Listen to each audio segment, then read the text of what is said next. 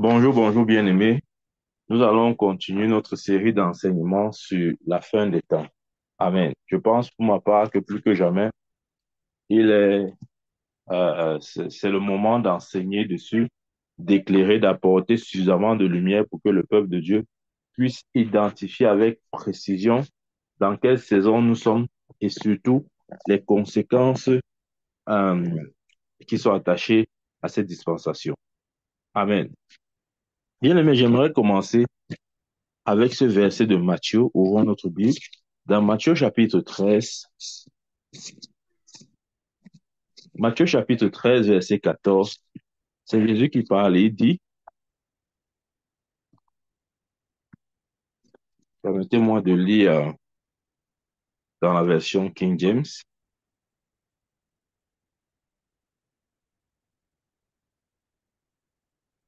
Marc, excusez-moi, je voulais plutôt dire Marc, Marc chapitre 13, verset 14. Là, il est écrit et je lis,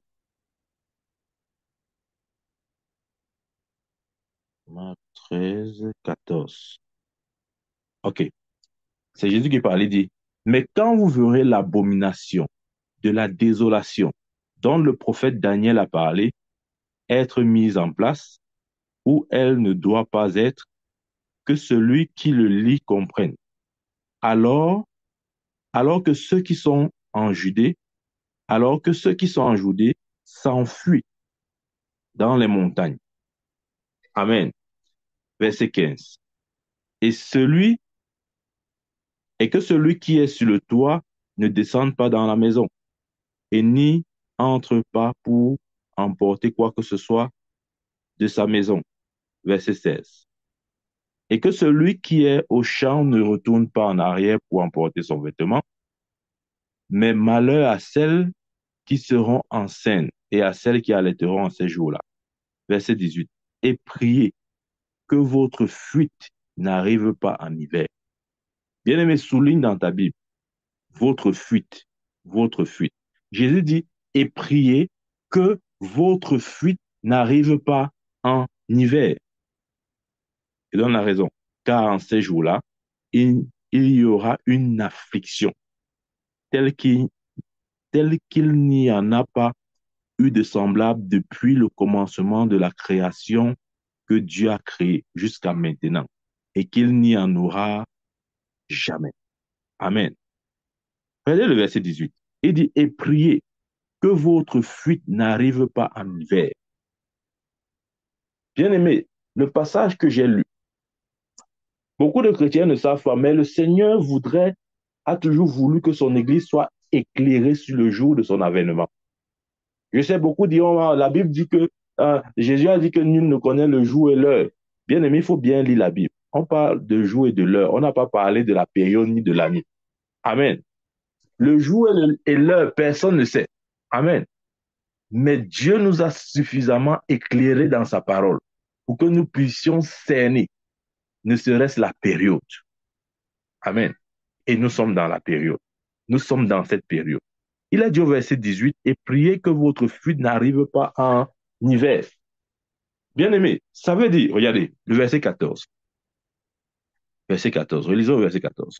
Mais quand vous verrez l'abomination et la désolation dont le prophète Daniel a parlé, être mise en place, où elle ne doit pas être, et que celui qui le lit comprenne, alors que ceux qui sont en Judée s'enfuient dans les montagnes. Ça veut dire que dans le verset 14, le Seigneur Jésus ici nous donne le point de départ du calcul. Amen. C'est quoi? C'est la prophétie du prophète Daniel. Il dit, lorsque cette prophétie va s'accomplir, sachez que, vous avez compris, commencez à calculer à partir de là. Amen. Commencez à calculer à partir de là. Et Jésus a dit quoi? Lorsque ça va commencer à fuir, j'ai dit tout à l'heure, soulignez ce verset que j'ai relevé, le verset 18. Il dit, et priez que votre fuite n'arrive pas en hiver. Votre fuite, de quoi est-ce que Jésus parle? Pourquoi est-ce qu'il dit à Israël de prier afin que sa fuite n'arrive pas en hiver? De quelle fuite est-ce qu'il parle? Avant ça, Retournons dans la prophétie de, de Daniel. Parce qu'il a dit que lorsque nous verrons la prophétie de Daniel s'accomplir, sachant que, voilà, les choses sont là. Donc, dans Daniel chapitre 9, versets 24 à 27, je vais lire. Daniel chapitre 9, versets 24 à 27. Le verset 24 dit, 70 semaines sont terminées sur ton peuple et sur ta sainte ville pour terminer la transgression et pour mettre fin au péché et pour faire réconciliation pour l'iniquité et pour amener la droiture éternelle et pour sceller la vision et la prophétie et pour oindre le plus saint. Hmm. Et pour oindre le plus saint. Verset 25. Sache donc et comprends que depuis la sortie du commandement de restaurer et de rebâtir Jérusalem jusqu'au Messie, le prince, il y aura 7 semaines et 62 semaines. Hmm. Je crois qu'on va aller progressivement. Il y a beaucoup de codes dans ce, dans ce verset de Daniel, dans la prophétie de Daniel. Ouais, Daniel était un prophète. Et vous savez, des fois, les prophètes, surtout ceux de l'Ancien Testament, ils parlaient beaucoup avec les codes.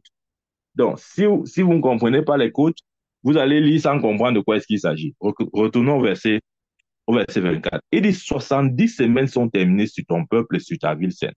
Amen. Ouais, il parle de 70 semaines. Bien aimé, 70 semaines signifie quoi? Il faut comprendre que une semaine, dans l'esprit prophétique, dans la parole de Daniel, une semaine équivaut à 7 ans. Amen. Je dis, une semaine équivaut à 7 ans. Amen. Une semaine équivaut à 7 ans. Et il parle ici de 70 semaines. Donc, ça veut dire qu'il faut calculer en termes d'années. Ça fait combien d'années? Ça fait 70 fois 7, qui est 490 ans. Donc, le moment où Daniel a parlé, il devait s'écouler 490 années. Amen. Il devait s'écouler 490 années pour que justement s'accomplissent les événements qu'il a déroulés plus bas. Amen. 490 années. OK. Retenons d'abord ce chiffre-là, 490. Il dit 60 70 semaines sont terminées sur ton peuple et sur ta ville sainte pour terminer la transgression et pour mettre fin au péché et pour faire réconciliation pour l'iniquité et pour amener la droiture éternelle et pour sceller la vision et la prophétie et pour oindre le plus saint. Sache donc et comprends que depuis la sortie du commandement de restaurer et de rebâtir Jérusalem jusqu'au Messie, le Messie dont on parle ici, c'est pas Christ, c'est l'Antichrist. OK? C'est pas Christ, c'est l'Antichrist. Jusqu'au Messie, le prince, c'est encore lui qu'on appelle le prince. Il dit, il y aura 7 ans. Pardon, il y aura 7 semaines. Amen. Il y aura 7 semaines et 62 semaines. Donc, si vous prenez 7 semaines plus 62 semaines, on retombe à 69 semaines. Amen. Il a juste décomposé en deux. Donc, dit facilement, il parle là de 69 semaines. Amen. Il dit donc, il y aura 7 semaines et 62 semaines, les rues et les murailles seront rebâties. Et ce, en des temps difficiles. Et après les 62 semaines, c'est-à-dire à la fin de cette période, après les 62 semaines, le Messie sera retranché. Amen. Et non pas pour lui. Et le peuple du prince qui viendra. Ça, c'est le rejet du Messie. Le Messie sera excentré. Ils vont rejeter le Messie. Amen. Donc, il dit ici que c'est à la 69e semaine que le Messie sera rejeté. Amen. Et ça s'est produit exactement comme Daniel a prophétisé. À la 69e semaine, c'est-à-dire 483 ans à partir du moment où il a prophétisé, on tombe exactement à la période où Jésus est entré dans le temple. Permettez peut-être que je lis ça dans Matthieu chapitre, disons bien à partir du 23. Il dit ici, Jérusalem, Jérusalem qui tue les prophètes et qui lapide ceux qui sont envoyés. Combien de fois ai-je voulu rassembler tes enfants, comme une poule rassemble ses poussins sous ses ailes, et vous ne l'avez pas voulu. Verset 38. Voici votre maison sera laissée déserte, car je vous le dis, vous ne me verrez plus. Ouais, on a dit quoi? Le Messie, il a dit, et après les 62 semaines, OK? Donc, c'est-à-dire qu'à la 60 rappelez-vous qu'il a décomposé 7 et 62. Donc, à la 69e semaine, s'il faut parler simplement, le Messie sera retranché. Amen. Ici, il dit quoi? Car je vous dis, vous ne me verrez plus désormais jusqu'à ce que vous disiez, béni soit celui qui vit au nom du Seigneur. Maintenant, observons. Matthieu 24, verset 1 maintenant. Il est écrit, comme Jésus s'en allait au temple, comme Jésus s'en allait, au sortir du temple, ses disciples s'approchaient pour lui, pour lui en faire remarquer les constructions. Ouais. Donc, Jésus est entré dans le temple, il a proclamé ses paroles. Il est sorti du temple. Amen. Pourquoi? Parce que les Juifs ne l'ont pas accueilli. Les Juifs l'ont rejeté, exactement comme Daniel a prédit ici là. Il a dit, et après les 62 semaines, rappelez-vous, là, on parlait de 7 semaines plus 62. Donc, si vous voulez, à la 69e semaine, il dit donc, après les 62 semaines, le Messie sera retranché. Et non pas pour lui. Et le peuple, suivez, quand le Messie sera retranché, et le peuple du prince qui viendra. Mhm. Donc, ça veut dire que quoi? Après la 69e semaine, prend place la 70e semaine. Amen. Ici, c'est la 70e semaine qu'il est en train d'annoncer. Il dit, et le peuple du prince qui viendra. Là, il parle de l'Antichrist. OK? Suivez bien ce que j'ai en train de développer. Et le peuple du prince qui viendra détruira la ville sainte, détruira la ville et le sanctuaire. Et sa fin sera avec débordement. Parce que justement, euh, Jésus viendra détruire l'Antichrist à son second retour. Voilà pourquoi on dit sa fin sera avec débordement. Et et les désolations sont déterminées jusqu'à la fin de la guerre. Verset 27. Et lui, le Messie, ce n'est pas le Christ ici, là, c'est l'Antichrist. OK? Le Messie, ce n'est pas Christ, c'est l'Antichrist. Regardons la suite. Et lui, le Messie, confirmera l'alliance avec beaucoup pendant une semaine. Une semaine, c'est 7 ans. Ça parle de la grande tribulation. Donc, le Messie, c'est-à-dire l'Antichrist, viendra avec son traité de paix avec Israël pour une période d'une semaine, c'est-à-dire 7 ans. Et la Bible dit, et au milieu de la semaine, donc à la moitié de la grande tribulation, à 3 ans et demi à peu près, il, il fera cesser il fera cesser le sacrifice et, et l'oblation. Et à cause du déploiement des abominations, il le rendra désolé, même jusqu'à la consommation, étant déterminé, et cela étant déterminé sera versé sur le désolé. Amen. Voilà pourquoi Jésus a dit, lorsque cette prophétie va s'accomplir, fuyez. Parce qu'à ce moment, là, je suis en train de parler de la grande tribulation. Lorsque l'Antichrist va se manifester de cette façon, il va entrer dans le temple de Dieu, se faire proclamer Dieu. Et Israël sera obligé de se disperser parmi les nations du monde. Amen. Mais il y a un problème.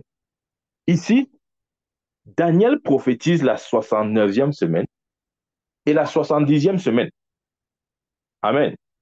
Mais il y a quelque chose qui s'est produit entre la 69e semaine et la 70e semaine.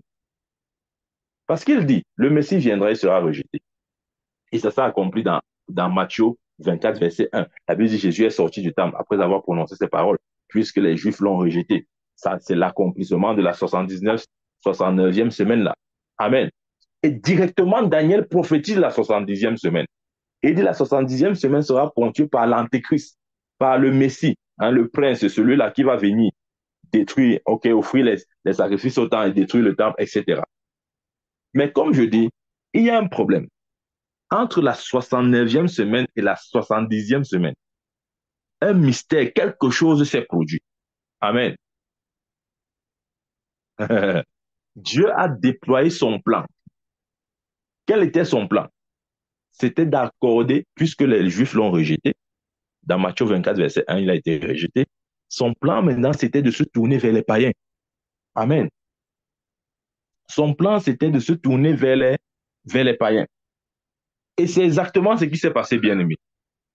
Amen. Voilà pourquoi, lorsque Daniel prophétise la 69e semaine, il voit aussi la 70e semaine qui est ponctuée, comme j'ai dit, la grande tribulation, l'arrivée de l'Antéchrist. Il a développé ça, il a dit. Mais entre la 69e semaine et la 70e semaine, il y a un espace que Dieu a créé pour accorder le salut aux non-juifs. Amen. C'était le temps que Dieu avait accordé aux non-juifs, puisque les juifs avaient rejeté le Messie. Amen. J'espère que nous sommes ensemble. Regardez. Dans Osée chapitre 5, verset 15, il dit là-bas, Osée 5, 15, il dit, je m'en irai et retournerai à mon lieu, jusqu'à ce qu'ils reconnaissent leurs offenses et cherchent ma face dans leur affliction. Ils me chercheront de bonne heure. Bien aimé, ce verset s'est accompli dans Matthieu 24, verset 1. Lorsque Jésus est sorti du temple, il a dit, vous ne me verrez plus jusqu'à ce que vous disiez, béni soit celui qui vient au nom du Seigneur. Il a voulu rebâtir, construire la maison, construire Israël, mais Israël n'a pas voulu. Il a dit, comme une mère poule veut rassembler ses poussins, vous n'avez pas voulu. Parce que vous n'avez pas voulu, je me retire. Exactement la prophétie de Osée. Osée 5, verset 15. Je m'en irai et retournerai à mon lieu jusqu'à ce qu'ils reconnaissent leur offense et qu'ils cherchent ma face. Dans leur affliction, ils me chercheront de bonne heure. Amen. Donc, Osée ici aussi prophétiser Matthieu 24, verset 1, ou si vous voulez, le rejet du Christ par les Juifs. Amen. Et voilà pourquoi j'ai dit, Daniel a vu la 69e semaine, il a vu la 70e semaine, mais ce que Daniel n'a pas vu, c'est le gap ou le vide que Dieu devait créer entre les deux semaines, entre la 69e et la 70e. Et ce vide, c'était pour accorder le salut aux païens, puisque les Juifs à la 69e semaine avaient rejeté Christ. Et Christ a dit, vous ne me verrez plus. Amen.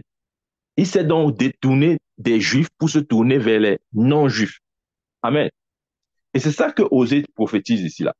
Il dit, je m'en irai et je retournerai à mon lieu jusqu'à ce qu'ils reconnaissent leurs offenses.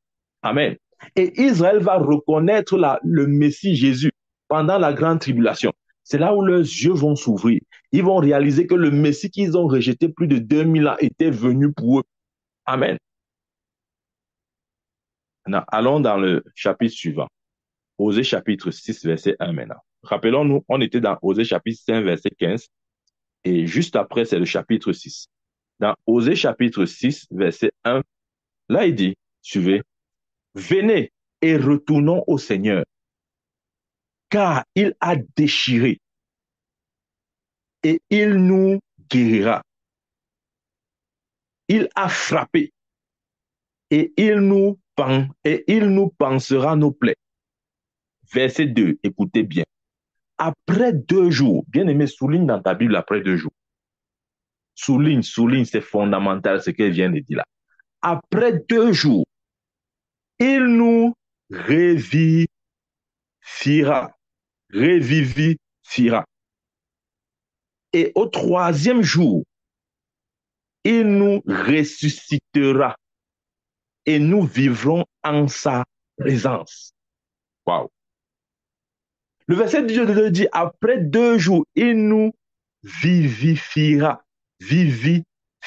Amen. Et le troisième jour, il nous ressuscitera et nous vivrons en sa présence. De quoi est-ce qu'il parle ici là? Ça veut dire que le prophète Osée ici donne une image prophétique. En fait, il va compléter, il va dire ce que Daniel n'a pas dit. Amen. Après 2 jours, il nous vivifiera. Amen. Ça veut dire que Dieu, rappelez-vous que le verset d'avant, c'est-à-dire Osée 15, Osée 5, verset 15, il a dit qu'il va se retirer.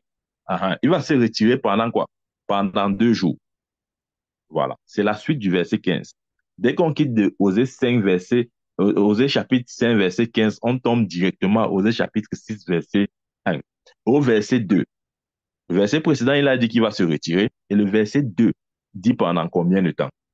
Il va se retirer d'Israël pendant 2 jours. Ça veut dire que parce que Israël a rejeté le Messie, Dieu a mis pause à l'agenda d'Israël. Au lieu qu'Israël entre directement dans sa 70e année, Dieu a mis pause pour se tourner maintenant vers les païens. Pendant combien? Pendant 2 jours. Amen. Et le troisième jour, la Bible dit, il nous ressuscitera et nous vivrons en sa présence. Est-ce qu'il parle ici de 24 heures? Non. Il ne peut pas parler de jour en tant que 24 heures, non. Parce qu'il dit, la suite du verset dit quoi? Il nous ressuscitera et nous vivrons en sa présence. Le troisième jour, nous vivrons en sa présence. Le troisième jour parle du règne de 1000 ans, du millénium. Amen. Ici, le prophète est en train de parler de 2 dispensations différentes. Premièrement, la dispensation de l'Église qui s'étend sur 2 jours et ensuite le millénium qui est le règne de Christ. Parce que justement, les Juifs l'auront reconnu à ce moment, ils pourront régner avec lui quand il viendra, avec l'ensemble de l'Église. Amen. Maintenant, le prophète dit que cette période sera pendant 2 jours. Bien sûr, il ne s'agit pas de 24 heures, parce que Pierre a dit, rappelez-vous, il a dit devant Dieu, 1000 ans est comme un jour. Il reverse maintenant, il dit un jour est comme 1000 ans. Bien aimé, quand la Bible dit 1000 ans est comme un jour, et on dit à l'inverse, un jour est comme 1000 ans, c'est pour dire que ce n'est pas juste une estimation approximative, non, c'est exactement la vérité. Donc, quand le prophète Osée dit ici là, que pendant 2 jours, il nous vivifiera, le troisième jour, il nous ressuscitera et nous vivons en sa présence. Les 2 jours là marquent les 2 jours où Jésus a dit qu'il va se retirer. Rappelons-nous dans Osée 5, verset 15, il a dit qu'il va se retirer. Pendant combien de temps? Pendant 2 jours. Pourquoi il se retire? Pour se tourner maintenant vers les païens. Amen. Et c'est exactement ce qui s'est passé, bien aimé. Ça veut dire que prophétiquement, écoutez-moi bien, l'Église avait une période de 2000 ans. Donc, quand les 2000 ans sont écoulés, on revient automatiquement au calendrier juif, c'est-à-dire on retombe à la 70e semaine qui correspond au début de la grande tribulation qui est marquée par l'enlèvement de l'Église. Amen. J'espère que nous sommes ensemble. Donc, après les 2 jours, prophétiquement, on retombe à la 70e semaine.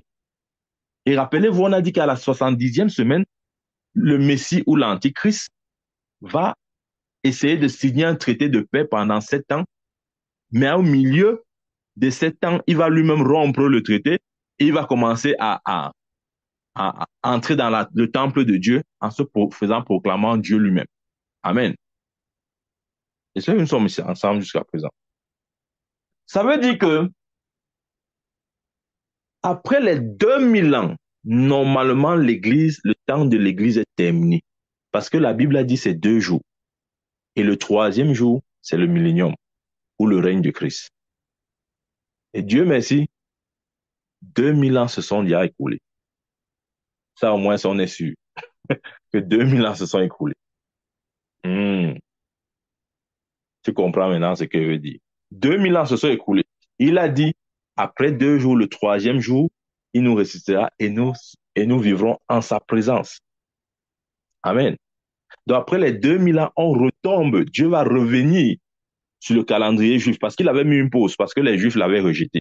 Il s'est retourné vers les païens pendant 2 jours.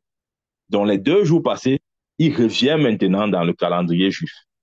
Amen. Voilà pourquoi un des événements majeurs que nous attendons, c'est le traité de paix d'Israël.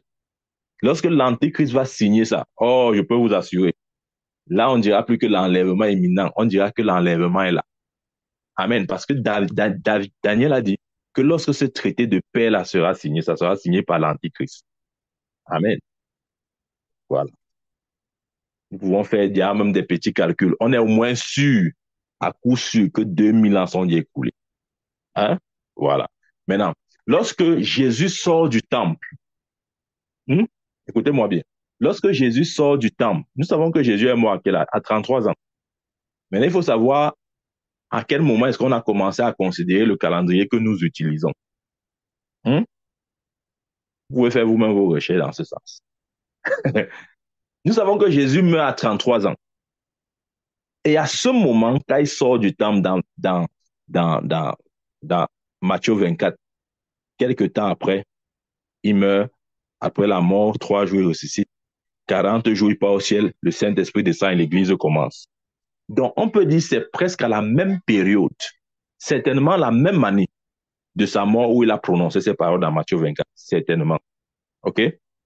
Mais à partir de ce moment-là, il faut calculer 2000 ans, 2 jours, parce que c'est à ce moment qu'il sort du temple. C'est à ce moment que Osée 3, 5, verset 15 s'accomplit. Et il dit après 2 jours, il reviendra. Voilà. Donc, à partir de ce moment, il faut ajouter 2000 ans. Lorsque vous ajoutez 2000 ans, l'ère de l'Église est terminée. Et maintenant, on doit revenir sur le calendrier juif, c'est-à-dire la 70e année, qui est ponctuée par quoi? La venue de l'Antéchrist, avec son traité de paix d'une semaine, c'est-à-dire de 7 ans. Nous sommes ensemble. Voilà. Donc, bien aimé, tu peux toi-même calculer combien de temps il te reste encore sur Terre. Si les 2000 ans sont déjà passés, hein? Maintenant, la seule question qu'on peut se poser, c'est à quel moment est-ce qu'on a commencé à considérer le calendrier que nous utilisons? Est-ce que c'est peut-être 3 ans après la naissance de Christ, 3 ans avant la naissance de Christ? On peut épiloguer dessus. Mais toujours est-il que, quelle que soit la moyenne ou le moment où nous décidons de considérer le début de notre calendrier que nous connaissons, puisque ce début-là, c'est par rapport à la naissance de Christ. Certains disent que c'était 3 années avant la naissance de Christ, enfin, le début de ce calendrier, quoi. Voilà. Parce que Jésus est mort à 33 ans. Et quand il dit ça dans le temple, on ajoute, hein, on ajoute 2000 ans, c'est-à-dire 2 jours. Et après 2 jours, l'Antichrist doit se manifester avec son traité de paix avec Israël. Amen. Bien aimé, c'est pour nous dire que nous sommes dans les temps de la fin. Amen. Nous sommes dans les temps de la fin. Et lorsque je le dis, je le pense réellement. Et il a dit quoi? Lorsque cela va se manifester, fuyez. Pourquoi? Parce que l'Antichrist va d'abord venir faire comme il veut la paix avec Israël. Et lorsque, vers le milieu de la grande civilisation, donc après 3 ans et demi, il va se présenter comme un animal, comme un diable pour Israël. Amen. Et toutes les nations seront contre Israël à ce moment-là. Il va aller jusqu'à entrer dans le temple, interdire même les sacrifices, se proclamer même Dieu. Et Israël sera à ce moment obligé de se disperser. Amen. Bien aimé, c'est ce qui est écrit. Et personne ne peut changer ça. Parce que la Bible dit au milieu de ces 7 ans-là, justement, euh, euh, il va même mettre fin au sacrifice dans le temple. Donc ça laisse supposer que le temple sera reconstruit. Nous savons que le temple a été détruit. Donc, le temple sera reconstruit. Amen, à ce moment-là. Amen. Et, et le temple sera construit dans la première partie de la grande tribulation.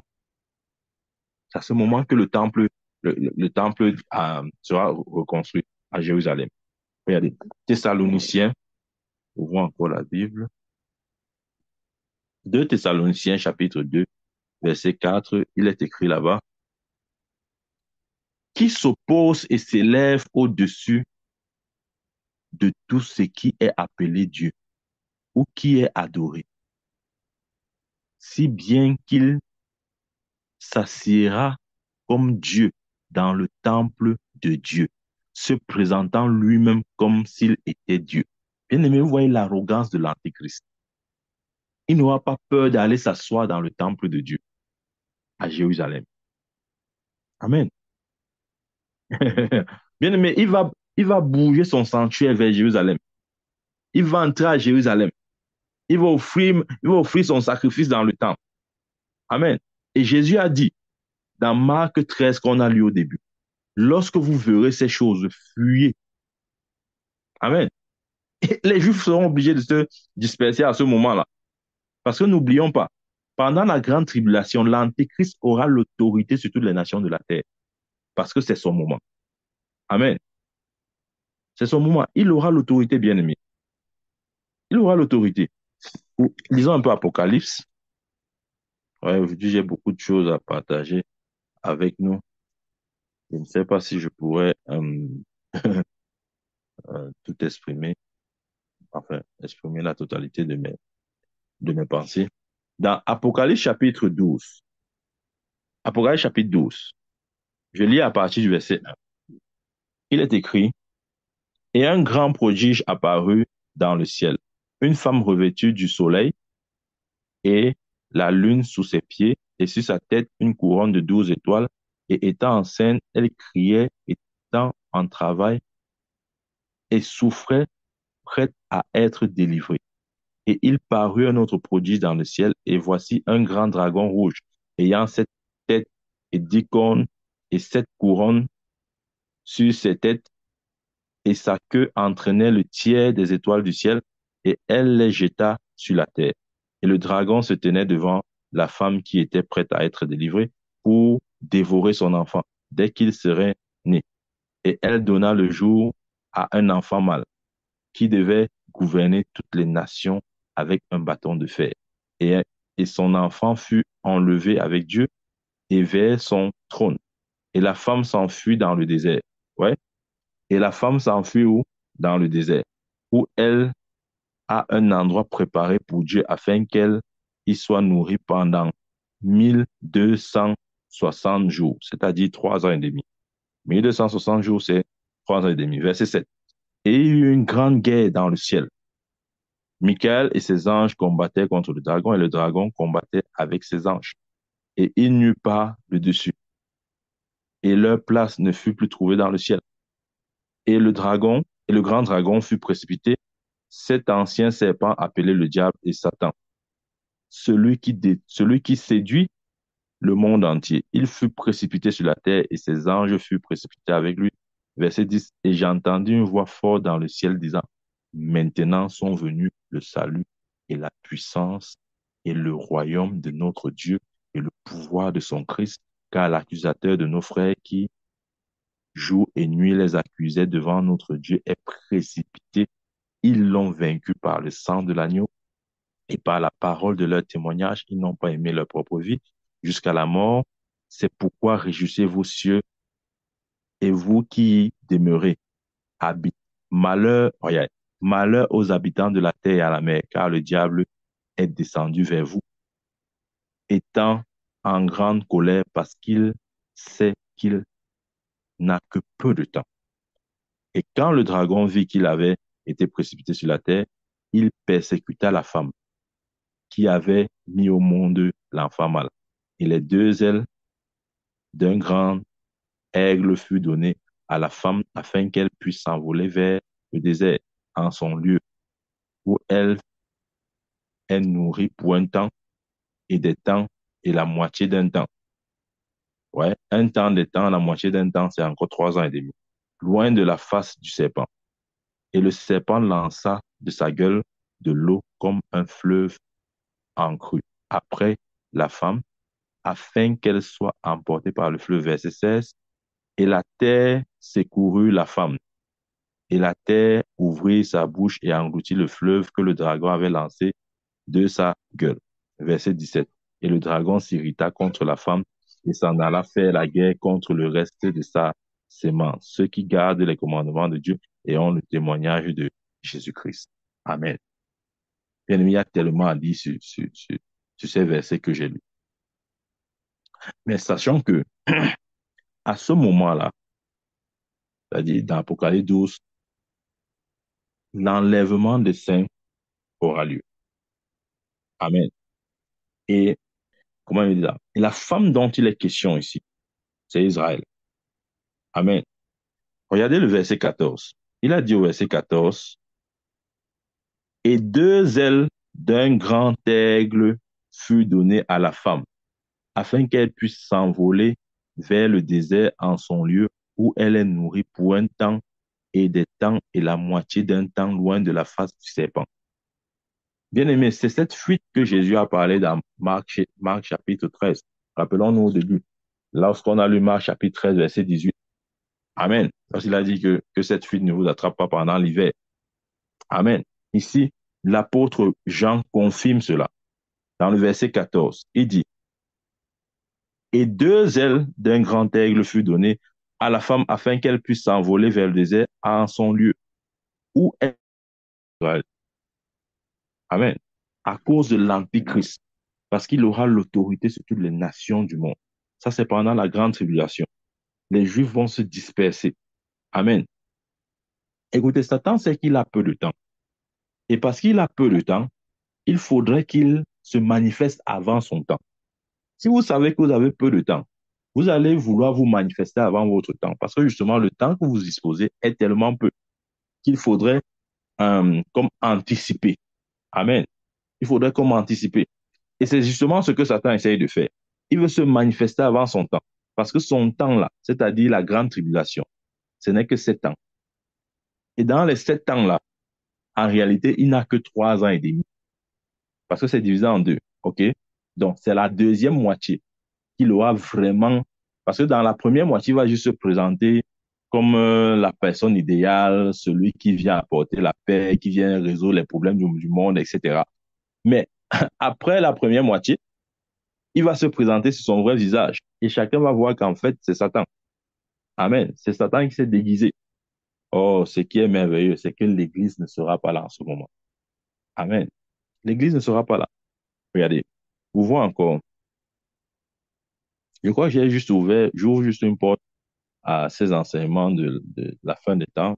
Nous reviendrons sur beaucoup de choses, même sur le passage, le chapitre d'Apocalypse 12 que j'ai lu. Il y a beaucoup d'éléments et de choses à dire là que je ne pourrais pas développer maintenant, sinon je ne vais pas me concentrer sur ce qui était prévu aujourd'hui.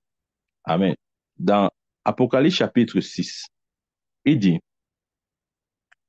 et je regardais lorsque l'agneau ouvrit un des sceaux, et j'entendis, comme le bruit du tonnerre, l'un des quatre, l'une des quatre bêtes disant, viens et vois. Bien aimé, l'une des quatre bêtes, c'est pas la bête de l'Antichrist ici, là. OK? Parce que parce que le mot grec traduit par bête ici, là, veut dire être vivant. OK? Je dis ça parce que plus bas, on va parler de l'Antichrist. Donc, il faut faire la différence entre la bête qui est la bête de l'Antichrist. La bête qui est l'Antichrist. Il dit, l'une des quatre bêtes disant, viens et vois. Verset 2. Et je vis, et voici un cheval blanc, et celui qui était assis dessus avec un arc, et on lui donnait une couronne, et il partit conquérant et pour conquérir. Et lorsque l'agneau ouvrit le second seau, j'entendis la seconde, suivez maintenant, j'entendis la seconde bête dire, viens et vois. Et il sortit un autre cheval qui était roux, et on, et on donna à celui qui était assis le pouvoir d'ôter la paix de la terre, ouais, et de faire que les hommes se tuent les uns les autres. Ça, c'est maintenant la bête ici, là, ok, ou l'antichrist. Le pouvoir d'ôter la paix sur la terre et de faire que les hommes se tuent les uns les autres. Et on lui donnera une grande, et on lui donna une grande épée. Verset 5. Et quand l'agneau ouvrit le troisième seau, j'entendis la troisième bête dire, viens et vois. Et j'entendis la troisième bête dire, viens et vois. Et je regardais et voici un cheval noir. Et celui qui était assis dessus avait une balance dans sa main. Et j'ai entendu une voix au milieu des quatre bêtes dire, une mesure de blé pour le dernier, et 3 mesures d'orge pour un dernier, mais ne gâte pas l'huile et le vin. Et quand l'agneau ouvrit le quatrième sceau, j'entendis la voix de la quatrième bête dire, viens et vois. Et je regardai et voici un cheval pâle. Et le nom de celui qui était assis dessus était la mort. Mhm. Et l'enfer le suivait. Et le pouvoir leur fut donné sur le quart de la terre, 25%, de tuer par l'épée, par la famine et par la mort. Amen. Ouais, l'épée ici parle de la guerre. Et de tuer par l'épée, par la famine, par la mort et par les bêtes de la terre. Amen. Et quand l'agneau ouvrit le cinquième sceau, je vis sous l'autel les âmes de ceux qui avaient été tués pour la parole de Dieu et pour le témoignage qu'ils avaient maintenu. Et elles criaient d'une voix forte disant, jusqu'à quand, ô Seigneur, saint et vrai, ne jugeras-tu pas et ne vengeras-tu pas notre sang sur ceux qui demeurent sur la terre? Et les robes blanches furent données à chacune d'elles, et on leur dit qu'elles devaient se reposer encore un peu de temps, jusqu'à ce que leurs compagnons de service et leurs frères qui devaient être tués comme elles l'avaient été soient au complet. Et je regardais, lorsque l'agneau ouvrit le sixième sceau. Hmm. Lorsque l'agneau, par la grâce de Dieu, on va parler de tous ces sceaux-là. Lorsque l'agneau de Dieu ouvrit le sixième sceau, et voici, il y eut un grand tremblement de terre. Ouais, c'est le sixième sceau qui m'intéresse. Et et je regardais, lorsque l'agneau ouvrit le sixième sceau, et voici, il y eut un grand tremblement de terre, et le soleil devint noir comme un sac fait de poils, et la lune devint comme du sang, et les étoiles du ciel tombaient sur la terre comme un figuier jette ses figues prématurément, agité par un vent puissant. Verset 14. Et le ciel se retira comme un rouleau qu'on roule, et chaque montagne et chaque île furent transportées de leur place. Amen. Nous pouvons nous arrêter là. Vous voyez, dans le verset 2 ici, on parle de l'Antichrist. Amen. Et je vis et voici un cheval blanc et celui qui était assis dessus avait un arc, on lui donna une couronne et il partit conquérant et pour conquérir. Amen.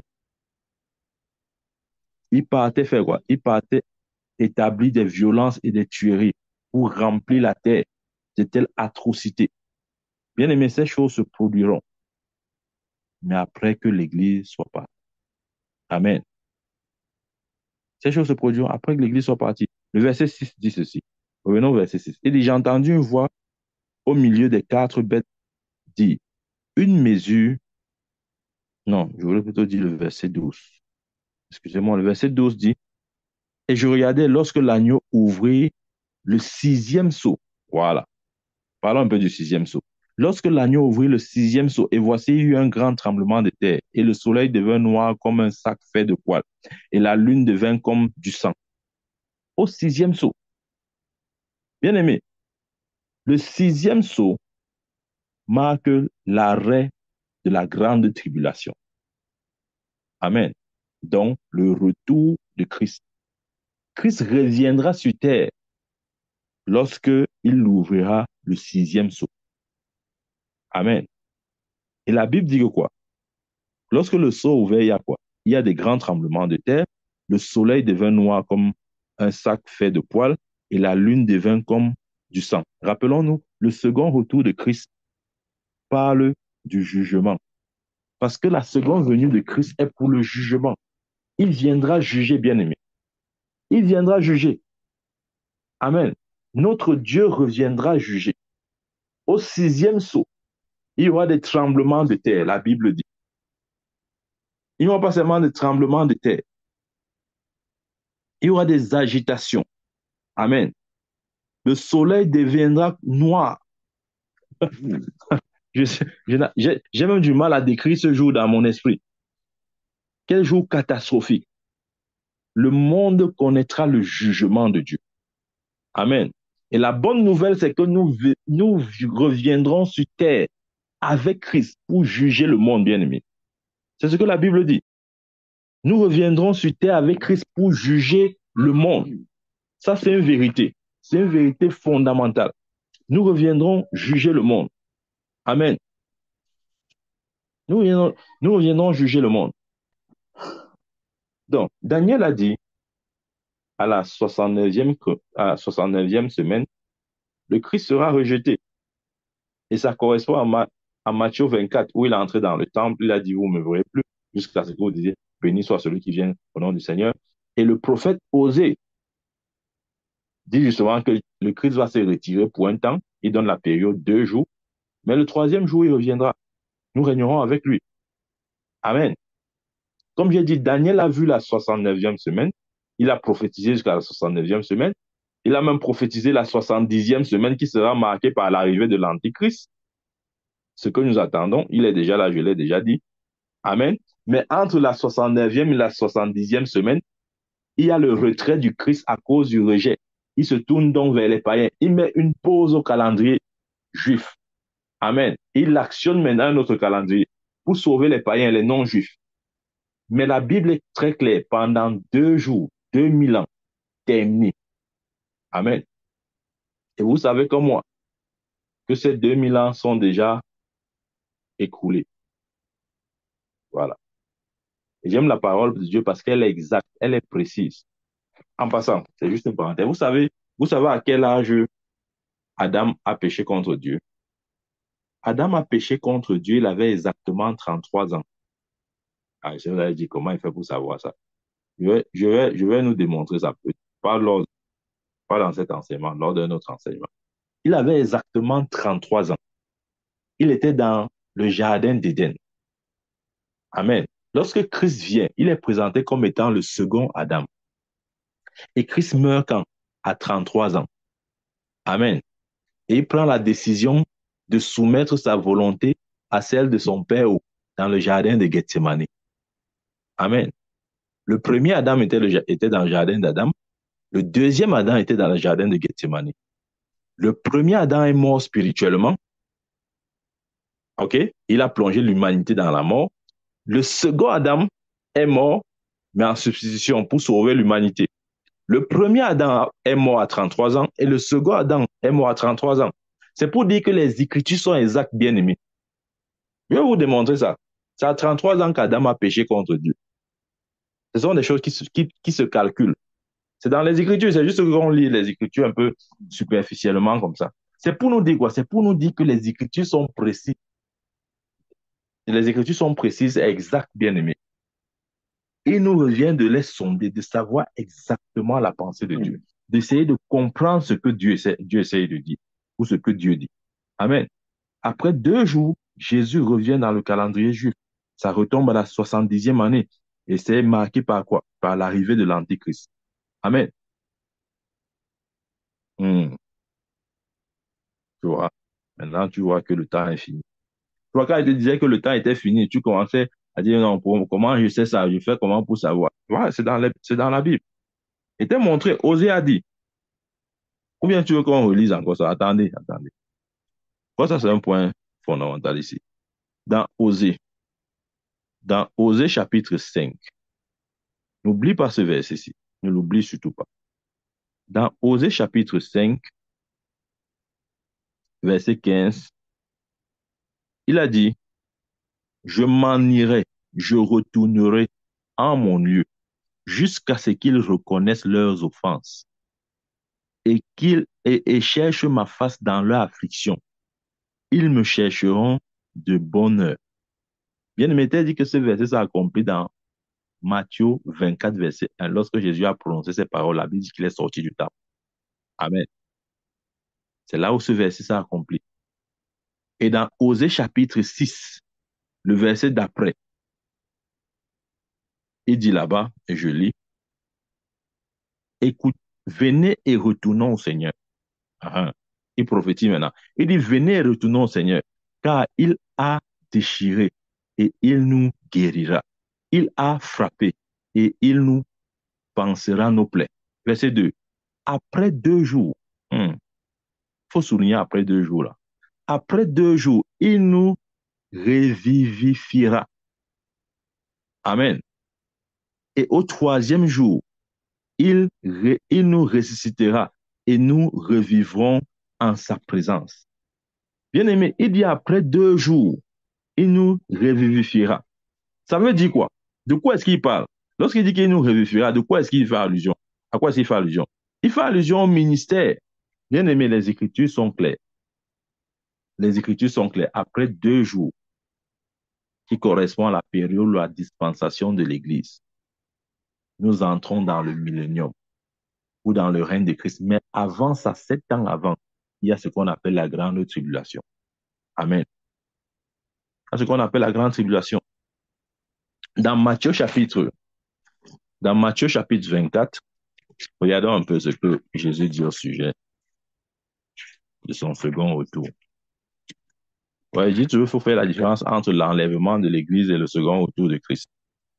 C'est différent. L'enlèvement de l'Église a lieu et 7 ans après, prend place le second retour de Christ. Dans Matthieu 24, verset 29 à 30, il dit, aussitôt après ces jours de détresse, c'est-à-dire après la grande tribulation, après les 7 ans, là, c'est de ça qu'il s'agit ici. Amen. Après les 7 ans, nous retombons dans Matthieu 24, verset 29. Ça va s'accomplir. Aussitôt après ces jours de détresse, c'est-à-dire après la grande tribulation, le soleil s'obscurcira, la lune ne donnera plus sa lumière, les étoiles tomberont du soleil. Mais imagine-toi les étoiles tomber du soleil, du ciel. La Bible dit que les étoiles tomberont du ciel et les puissants des cieux seront ébranlés. Verset 30. Alors le signe du Fils de l'homme paraîtra dans le ciel. Toutes les tribus de la terre se lamenteront parce que justement, ils comprendront à ce moment qu'ils ont rejeté le Messie. Toutes les tribus de la terre se lamenteront et elles verront le Fils de l'homme venant sur les nuées du ciel avec puissance et gloire. Sur les nuées, là, j'ai dit ici, les nuées parlent de l'Église. Il ne vient pas avec les nuages. Ne reste pas dire que Jésus va venir avec les nuages. Il ne vient pas avec les nuages. Les nuées, c'est nous, bien-aimés. Nous sommes la nuée. Quand la Bible parle par exemple, dans Hébreu, il parle de la nuée des témoins. Est-ce que ça veut dire qu'il parle des nuages? Non. Il a dit, nous donc aussi, puisque nous sommes environnés d'une si grande nuée de témoins. Amen. Là, il parle des esprits des saints parvenus à la perfection. Donc, lorsque Jésus reviendra avec son Église, après la grande tribulation, les 7 ans, Amen. La Bible dit que quoi? Que toute la terre se lamentera. Toutes les tribus se lamenteront. Amen. Toutes les tribus se lamenteront. Avant ça, le soleil s'obscurcira. Amen. Ouais, le soleil qui est censé donner la lumière. Imaginez-vous le soleil maintenant dans les ténèbres. Ça a quel sens? Ça veut dire quoi? Mais ça va se produire, bien aimé. Le soleil qui donne la lumière sera maintenant ténébreux. Il continue en disant, la lune ne donnera plus sa lumière. Amen. Puis encore, les étoiles tomberont du ciel. Je ne sais pas où, je ne veux même pas imaginer ce jour. Bien aimé, c'est pourquoi nous devons nous réjouir, nous qui croyons au nom du Fils de Dieu. Nous ne savons pas ce que nous avons reçu. Bien aimé, Dieu ne pouvait pas te donner mieux que le salut. Il n'y a pas mieux que le salut. Si tu as le salut, tu as tout reçu. Amen. Donc, après les 7 ans de la grande tribulation, il y aura l'ouverture du 6e sceau qui est matérialisé par la venue de Christ sur terre avec son Église. Amen. Nous reviendrons avec lui. Nous régnerons avec lui. Amen. Maintenant, pourquoi est-ce que, pourquoi est-ce que le Seigneur veut préserver? Pourquoi est-ce que le Seigneur veut mettre à part son Église pendant cette grande tribulation? Amen. Nous comprenons ma question. Pourquoi est-ce que le Seigneur veut nous mettre à part pendant toute cette grande tribulation? Bien aimé, pour 2 raisons. Un, parce qu'il nous prépare, la Bible dit dans Apocalypse 19 là-bas, il parle de la fête des noces de l'agneau. Amen. Il nous prépare une fête, une célébration dans le ciel. Ça, c'est la première raison. Mais la deuxième raison aussi, c'est à cause de l'indignation qu'il y aura sur terre. Il ne veut pas que nous prenions part ou que euh, nous soyons oppressés par l'Antichrist. Amen. Voilà pourquoi il nous met à part. Qu'est-ce que la Bible dit? Dans Ésaïe chapitre, Ésaïe chapitre 26, verset, verset 19 à 20. Il dit là-bas, et je lis, Ésaïe 26, verset 19 à 20, il dit, suivez, tes hommes morts vivront ensemble avec mon corps mort. Ils se lèveront. Tes hommes morts vivront. Ils se lèveront. Réveillez-vous et chantez-vous qui demeurez dans la poussière, car ta rosée est comme la rosée des plantes et la terre chassera les morts. Amen. Verset 20. Viens, mon peuple, entre dans tes chambres et ferme les portes sur toi. Cache-toi pour un petit moment, jusqu'à ce que l'indignation soit passée. Ouais. Vous voyez le verset 20? Il dit, viens, mon peuple, entre dans tes chambres et ferme les portes sur toi. Cache-toi pour un petit moment, c'est-à-dire pour 7 ans. La grande tribulation, cache-toi. Voilà, vous comprenez. Cache-toi pour un moment, jusqu'à ce que l'indignation soit passée. Bien aimé, l'indignation, c'est la grande tribulation. Dieu nous préserve de ça. Dieu ne veut pas que nous connaissions, que nous vivions ce qui va se produire sur cette terre à ce moment-là. Voilà pourquoi il nous enlève. Amen. Ça, c'est la première chose. Et la deuxième chose, il nous prépare un festin appelé les noces de l'agneau. Bien aimé, nous sommes privilégiés. Nous sommes privilégiés. J'ai dit pendant la première partie de la grande tribulation, les 3 ans et demi, l'Antichrist sera comme accepté. Mais après, pour la deuxième partie, il va commencer à exercer l'oppression. Il va tuer, la Bible dit, il va tuer par l'épée, par la famine, etc. Amen. Et il aura même l'autorité sur certains saints. Est-ce que vous le savez? Regardez, rapidement. Apocalypse. Apocalypse chapitre 13. Apocalypse chapitre 13, versets 7 à 8. Il dit là-bas, il dit, et il fut aussi donné de faire la guerre aux saints. Ouais. Et il fut aussi donné de faire la guerre aux saints et de les vaincre. Et le pouvoir lui fut donné sur toutes les tribus, langues et nations.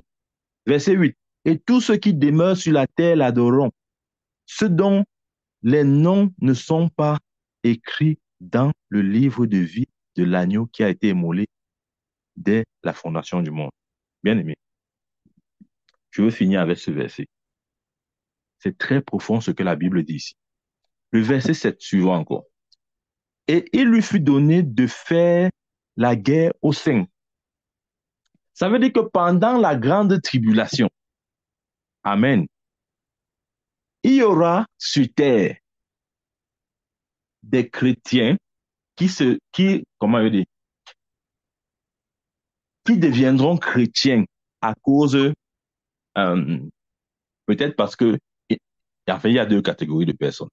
Il y a les chrétiens qui ne prenaient pas leur foi au sérieux. Ouais. Avec l'enlèvement, ils vont réaliser qu'en fait, c'était une affaire sérieuse et ils vont véritablement se donner au Seigneur là pour de vrai.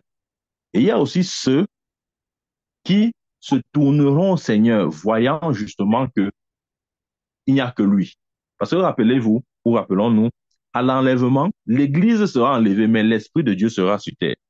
Voilà pourquoi la Bible dit, il lui fut aussi donné de faire la guerre aux saints. On dit aux saints. Voilà. Donc ceux qui vont rater l'enlèvement, moi j'appelle souvent ça les chrétiens jongleurs.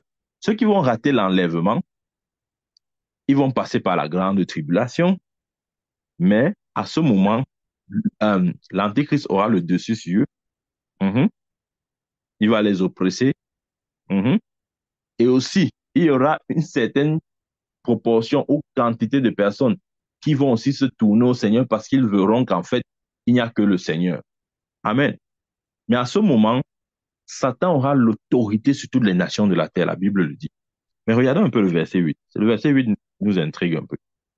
Il dit, et tous ceux qui demeurent sur la terre l'adoreront, ceux dont le nom, il précise, ceux dont le nom, ce n'est pas tout le monde qui va adorer, il précise, c'est ceux dont les noms ne sont pas écrits dans le livre de vie de l'agneau qui a été tué dès la fondation du monde.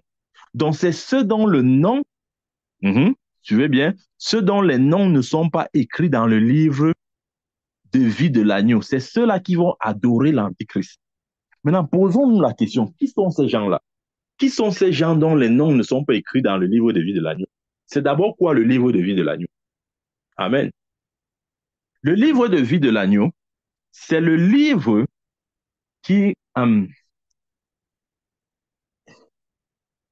qui recense, ou disons, dans lequel euh, est inscrit ou sont inscrits les noms des habitants de la terre. Amen. Ça veut dire que lorsque tu viens sur terre, un peu comme vous voyez à la mairie, quand tu nais, on t'enregistre dans les registres de la mairie, de toutes ces choses-là. Amen.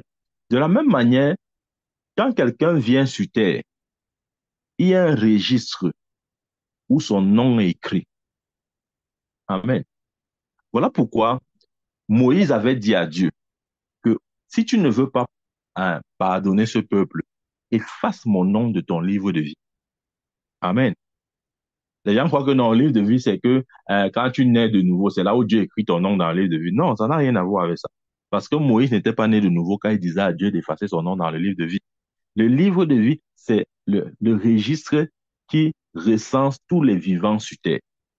Amen. En d'autres termes, pour que ton nom ne soit pas dans ce registre-là, il faut deux conditions.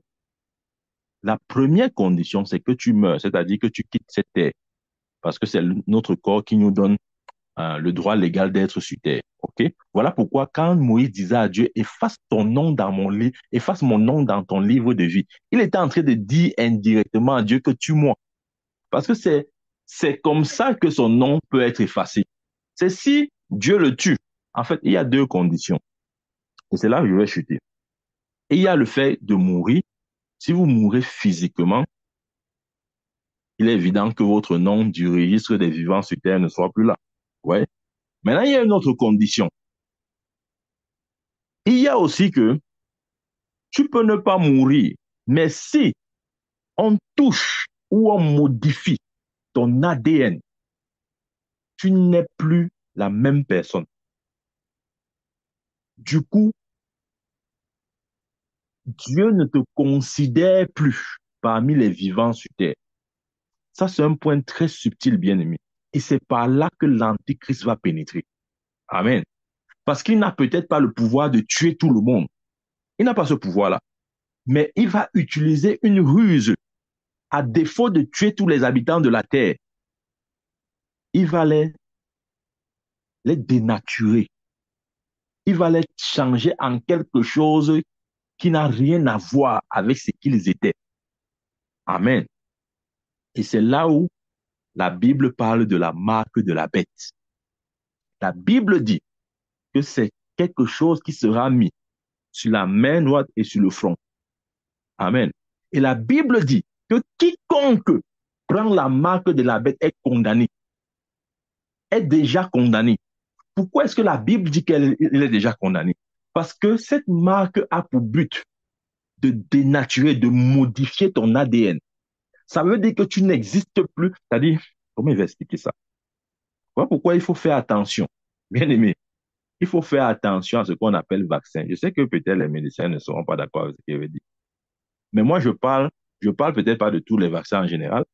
On va pas débattre dessus, mais je parle particulièrement de celui qui sera dirigé par l'Antichrist.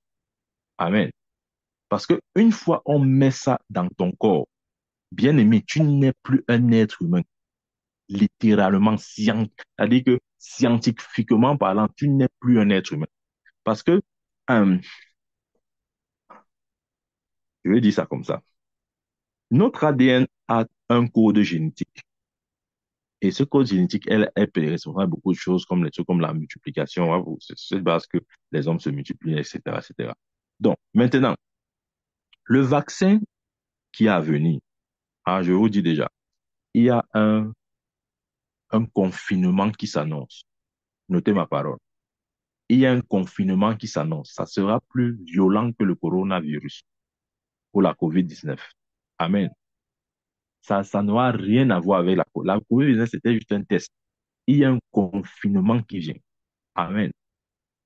Et c'est ce confinement, écoutez ce qu'il dit. Et c'est ce confinement, c'est sous ce confinement que euh, ceux qui sont de l'autre côté vont implémenter la marque de la bête. Ça sera comme des choses qu'on te vaccine, des choses comme ça qui vont entrer dans ton corps. Ouais. Amen.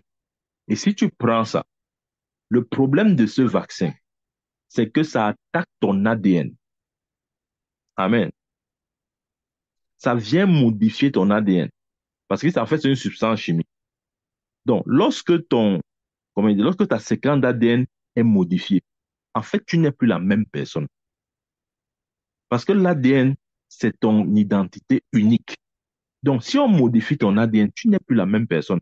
Voilà pourquoi la Bible dit, c'est pour expliquer le verset-ci, parce que les gens vont dire, mais comment est-ce que les gens vont alors adorer l'Antichrist si leurs noms ne sont pas dans le livre de vie? Bien sûr, rappelez-vous, j'ai dit, il y a deux façons d'avoir son nom enlevé du livre de vie.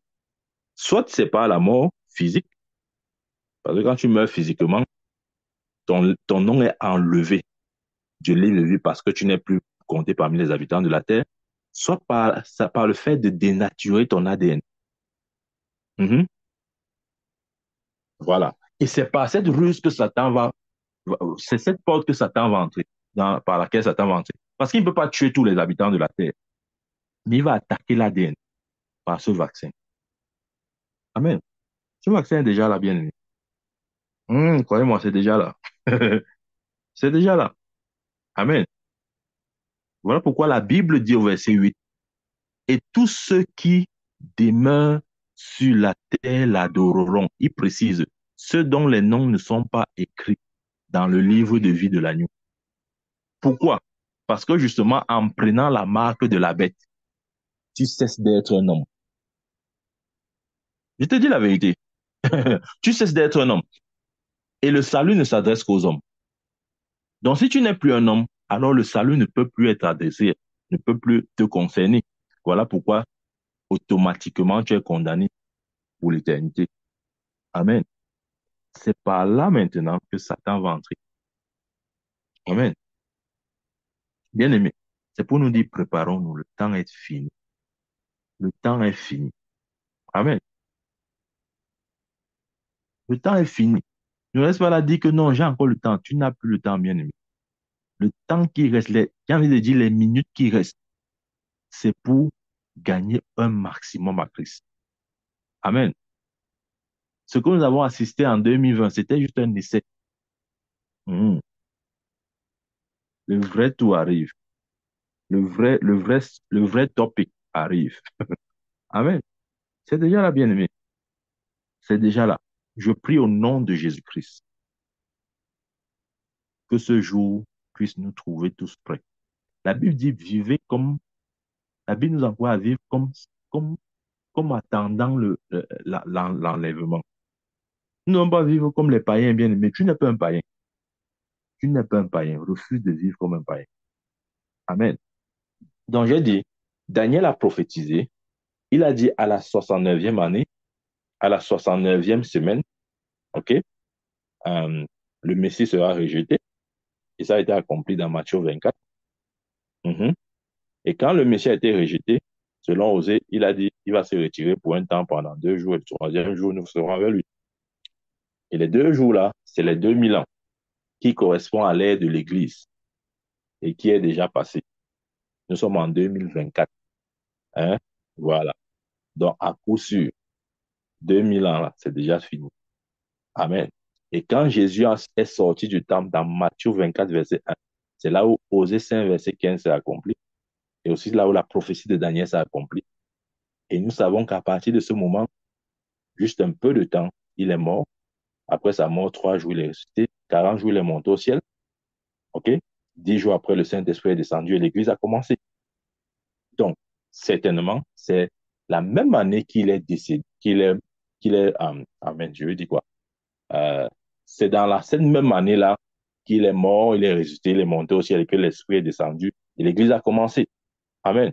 Donc, maintenant, si vous voulez essayer de creuser, OK, je vous donne des pistes et que chacun réfléchisse. Nous avons le cerveau.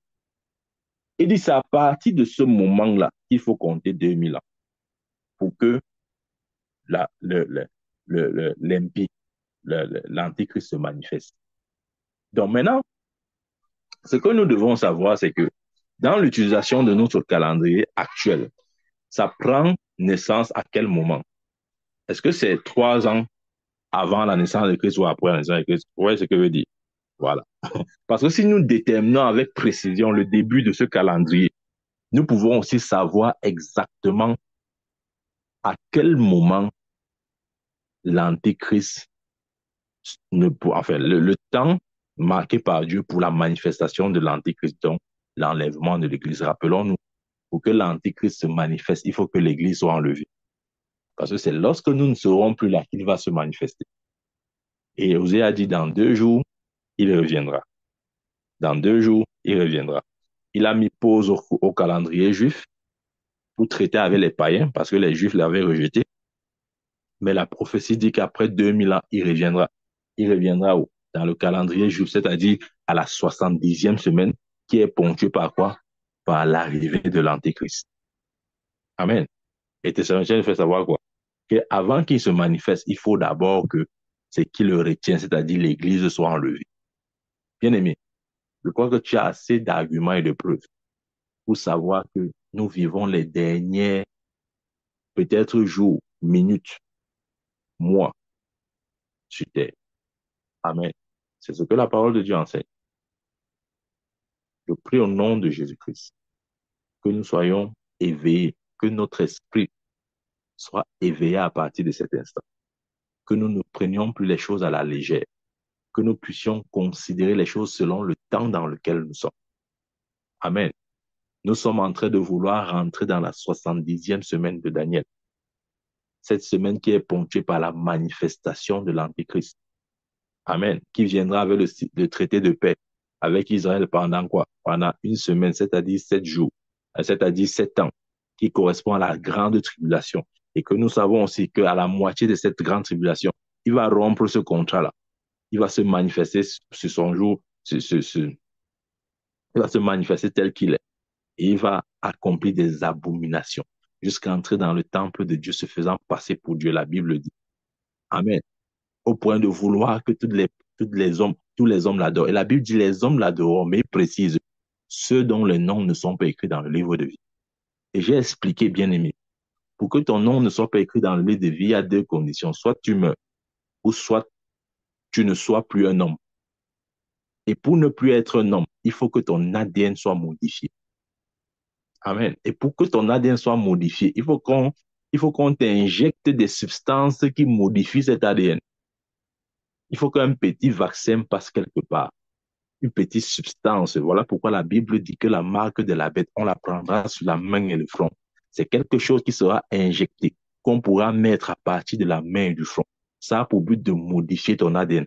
À ce moment, ton nom n'est plus dans le livre de vie. Voilà pourquoi tu l'adores. Et voilà pourquoi le salut ne peut plus t'être adressé.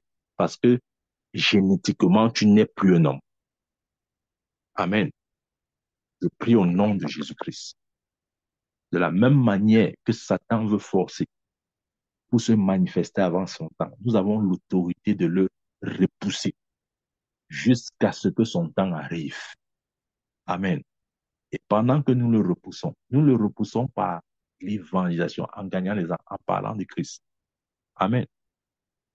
Que Dieu nous bénisse, bien-aimés. Nous allons continuer avec cette série d'enseignements sur la fin des temps. Beaucoup de choses seront dites. Je prie au nom de Jésus qu'il nous donne suffisamment de compréhension, de révélation pour que nous puissions percevoir les choses clairement. Que Dieu nous bénisse. Amen, amen, amen.